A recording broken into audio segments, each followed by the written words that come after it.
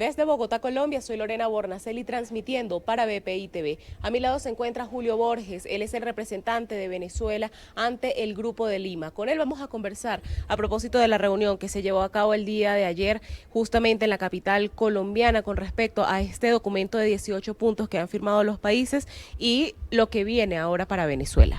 Mire, yo creo que es importante que podamos hacer un análisis, Lorena, de lo que significó la reunión de ayer y de lo que viene para que todo el mundo entienda un poco dónde estamos ubicados en ese tema. La importancia del Grupo de Lima es que tienen los países más importantes de toda América, desde Canadá hasta Argentina y se han sumado más países del Caribe. Y ellos tienen una posición que es importante que lo tengamos muy claro, que es irreversible. Es decir, no hay escenario para el Grupo de Lima que signifique Maduro en el poder. No hay.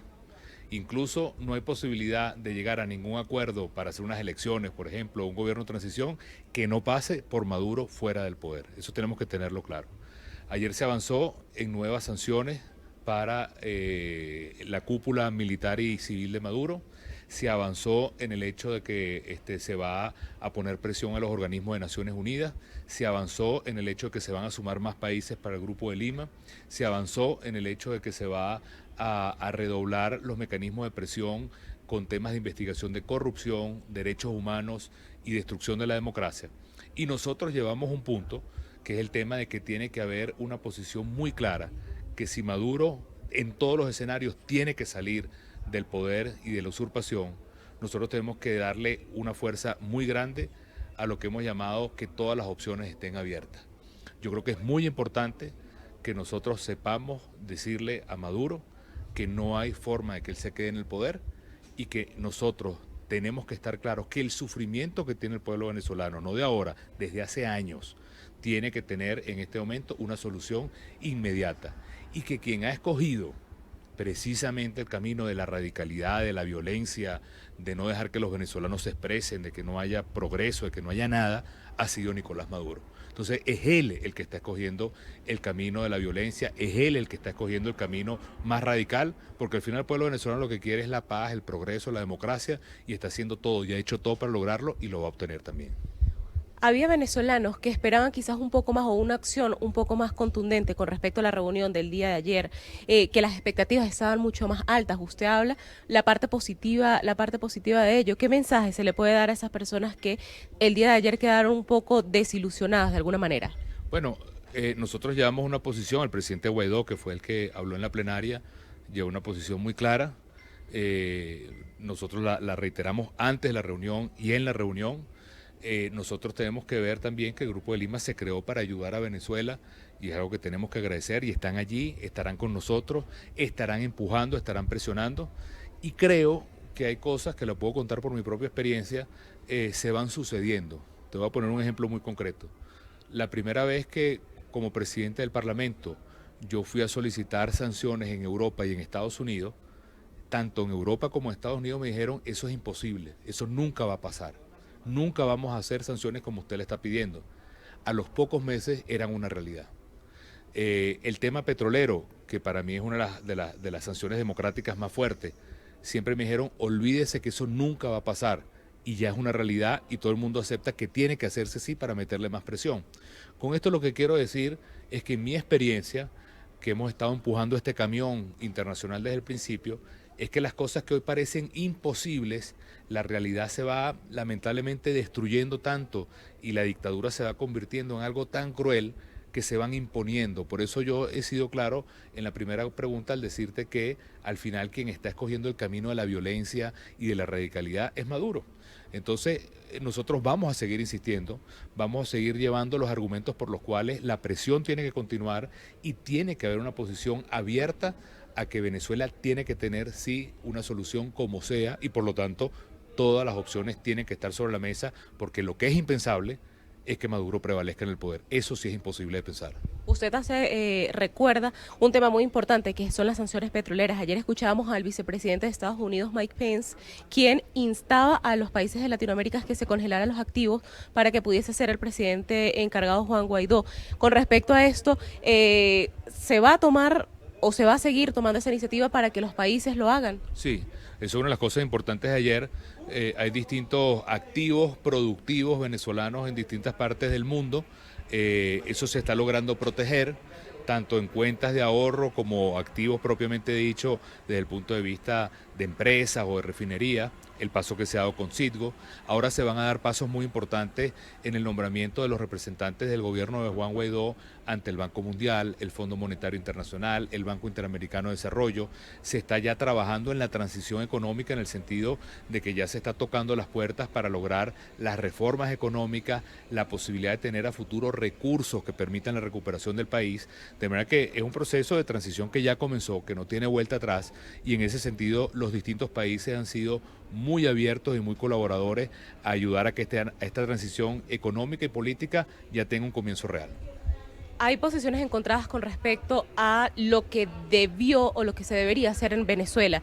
Veíamos el 23 de febrero cómo se incineraron toneladas de alimentos, de medicamentos. La gente allí, porque estuvimos allí, hablaba y pedía intervención, ayuda por parte de las otras naciones. Y el día de ayer, precisamente, el Grupo de Lima hablaba que que estaba descartado que el uso de la fuerza pública allí.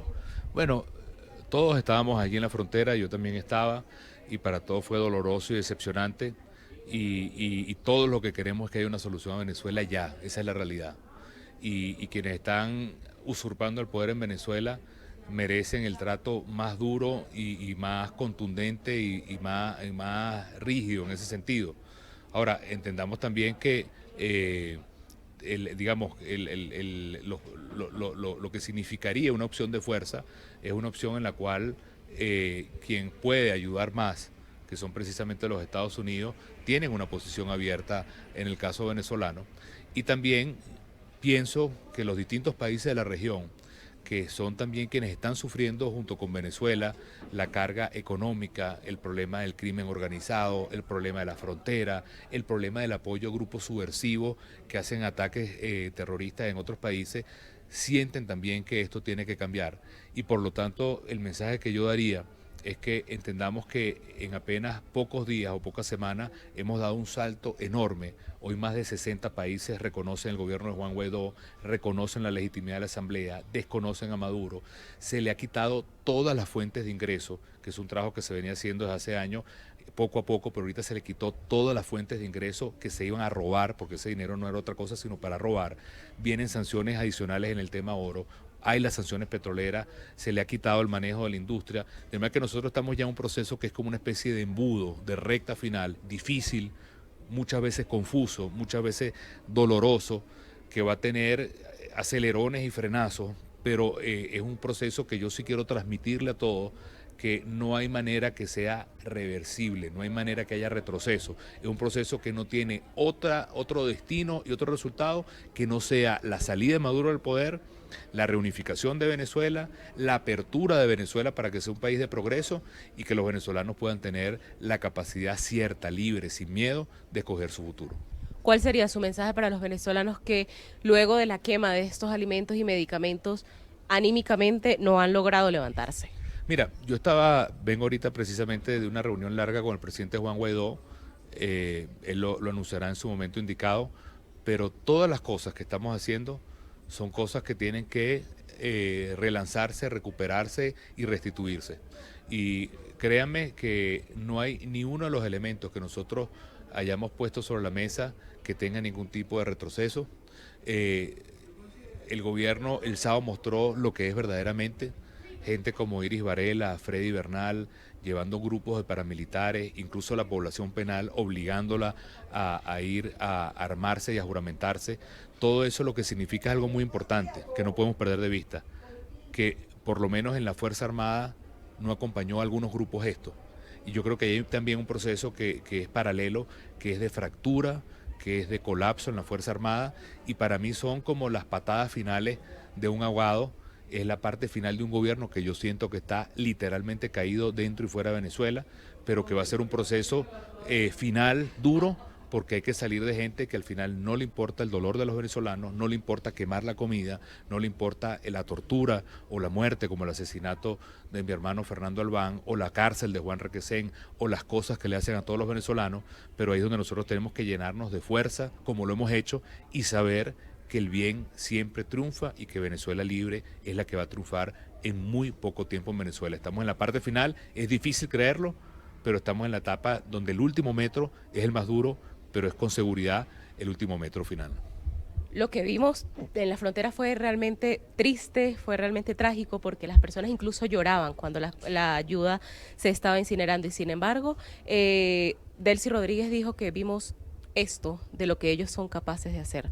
¿Qué más pueden hacer? No, ellos no tienen límites ni morales ni éticos.